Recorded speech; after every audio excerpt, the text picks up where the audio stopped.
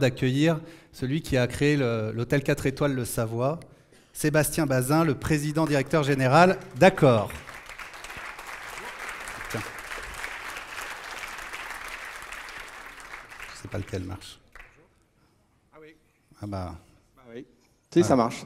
Voilà, c'est bon. Non, c'est vrai que je suis pas venu vous voir en tant que propriétaire du Savoie, mais plutôt en tant que PDG d'Accor.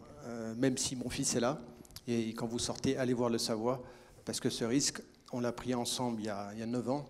C'est probablement ma première patte dans l'hôtellerie, puisque cet hôtel était un hôtel qui dormait depuis 20 ans, 2 étoiles, et maintenant c'est un 4 étoiles. Et c'est vrai qu'on en est très fiers. Mais au-delà du Savoie, je suis venu prendre un engagement vis-à-vis de vous, qui est né il y a en fait les 100 derniers jours, puisque je suis le tout jeune PDG de Accor, que je suis passé d'un groupe de 72 salariés à 160 000. Donc la passerelle est forte. Le choc est fort aussi d'ailleurs. L'aventure est belle. Et il y a une chose et une phrase qui a été dite ce soir, c'est que le groupe Accor doit devenir la petite cuillère à thé. Pourquoi je vous dis ça? Quand Winston Churchill parle d'accélérer le progrès, ce qui m'a stupéfait depuis 100 jours, c'est l'inertie des grands groupes.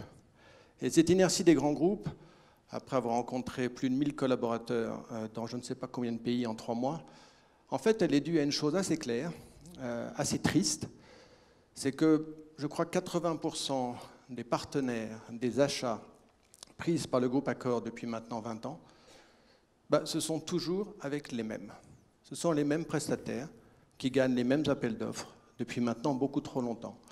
Et donc la passerelle entre le monde des entrepreneurs et le monde des grandes sociétés, en tout cas pour celle que je dirige aujourd'hui, elle est extraordinairement faible.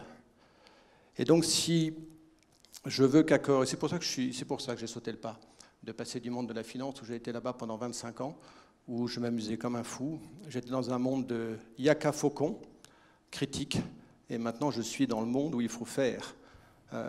Et pour faire, j'ai besoin de votre énergie, j'ai besoin de votre audace, j'ai besoin de votre appréhension du risque, de votre mesure du risque. Et donc, ce grand frère, cette épaule, ce n'est pas du tout un engagement qui me vient comme ça. Eh bien, je vais nommer le 1er janvier le monsieur des entrepreneurs au sein du groupe Accor à qui me sera directement attaché. Et cette personne-là aura en charge de s'asseoir. Et je regardais les catégories qui sont là ce soir. Je pense que toutes les catégories, de près ou de loin, peuvent avoir besoin du groupe Accor dans leur développement. Ce n'est pas de la finance que je vous offre, c'est juste l'étape de plus pour aller plus loin, plus vite, dans les secteurs dans lesquels Accor sont présents et qui sont extrêmement larges, parce qu'ils vont de l'hôtellerie à la distribution, au monde du net, du digital, du web, de la fidélisation, de la restauration. Donc on va très loin.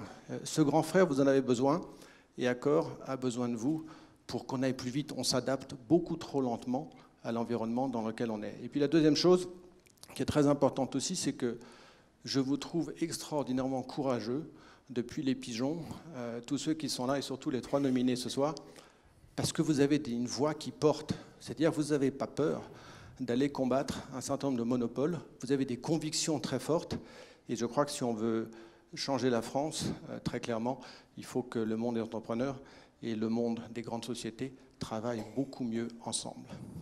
Voilà. Merci Sébastien. Dans la catégorie « Les échecs avant la réussite »,